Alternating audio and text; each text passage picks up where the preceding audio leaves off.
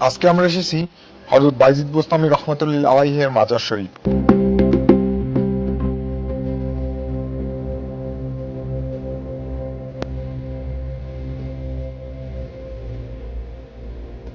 আমরা এই মুহূর্তে যে সিঁড়ি বেয়ে উপরের দিকে উঠছি, এই সিঁড়িটি সোজাসুজি চলে গেছে হযরত বাইজিদ বোস্তামী রহমাতুল্লাহ আলাইহির মাজারের দিকে।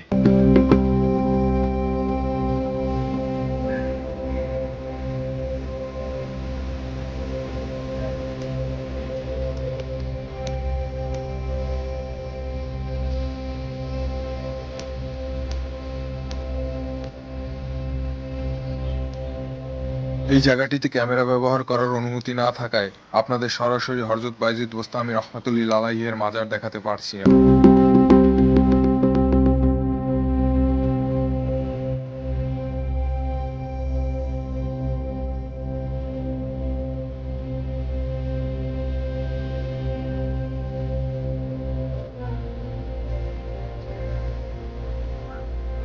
হযরত বাইজিদ বোস্তামী রহমাতুল্লাহ আলাইহির মাজারকে ঘিরে রয়েছে আরো কয়েকটি মাজার।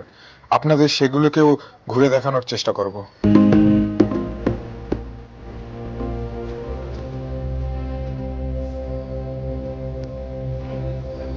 আপনারা এই মুহূর্তে যে জায়গাটিকে দেখতে পাচ্ছেন, এই জায়গাটিকে বলা হয় মানতের জায়গা। অনেকে বিশ্বাস করেন এই জায়গায় লাল তাগা বাঁধলে তাদের মনের আশা পূরণ হবে।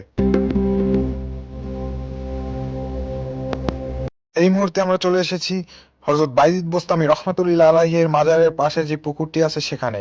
এখানে রয়েছে কিছু কচ্ছপ, আর এই কচ্ছপের বিষয়ে কিছু ইনফরমেশন দিয়ে রাখি। একটি কচ্ছপ গড়ে বাঁচে 200 থেকে 250 বছর, কিন্তু এই পুকুরটিতে পালিত এই কচ্ছপগুলির বয়স প্রায় 300 থেকে 400 বছর। এখানকার লোকজন এগুলোকে কোনো সাধারণ কচ্ছপ বলে মনে করে না, তারা মনে করে এই কচ্ছপগুলি আল্লাহর কোনো বিশেষ কুদরত।